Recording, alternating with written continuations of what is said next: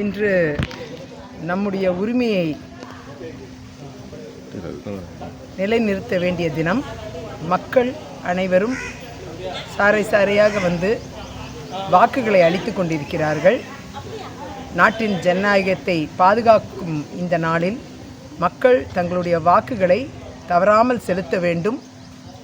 இன்று மாலை வரை நேரம் உள்ளது. அனைவரும் வந்து தங்கள் வாக்குகளை செலுத்த வேண்டும் என்று அன்போடு தாய்மார்கள், இளைஞர்கள் மற்றும் பெரியவர்கள் எல்லோரிடமும் கோரிக்கை வைக்கிறேன். நான் வாக்களித்து விட்டேன், நீங்களும் உடனடியாக வாக்களியுங்கள் என்று அன்போடு கேட்டுக்கொள்கிறேன். மேடம், அந்த இடைத்தேர்தலுடைய அனுபவம் எப்படி சொல்லுங்கள்? நிச்சயமாக ரொம்ப பிரகாசமாக இருக்குது. மக்கள் வந்து நல்ல வாய்ப்புகளை தருவாங்க. அந்த வகையில் வந்து எங்களுடைய வேட்பாளர் வெற்றி பெறுவதற்கான சாத்தியக்கூறுகள் முழுமையாக தென்படுகிறது. அதேமாரி மாநில தலைவர் அண்ணாமலை அவருடைய தொகுதியில் எப்படி இருக்குது? மாநில தலைவருடைய தொகுதி மிகவும் சிறப்பாக இருக்கிறது. நான் அங்கு பிரச்சாரத்துக்கு சென்றிருந்தேன். அங்கு மக்களுடைய அந்த வரவேற்பு மிகவும் சிறப்பாக இருந்தது. பெண்கள் அதிகமாக அவர் வர வேண்டும், வெற்றி பெற வேண்டும் என்ற ஆவலோடு காத்து கொண்டிருக்கிறார்கள்.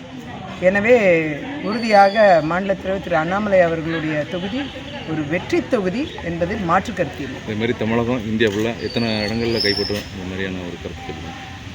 தமிழகத்தை பொறுத்தவரை பெருவாரியான வாக்கு வித்தியாசம் என்பது பாஜகவுக்கு உறுதி செய்யப்பட்ட ஒன்றாக இருக்கிறது. குறிப்பாக அதிகமான ஓட்டிங் பர்சன்டேஜ் நல்ல அளவில் இன்க்ரீஸ் ஆகும். அதே மாதிரி சீட்டுகளும் அதிகமாக வெற்றி பெறுவதற்கான சாத்தியக்கூறுகள் தென்படுகிறது.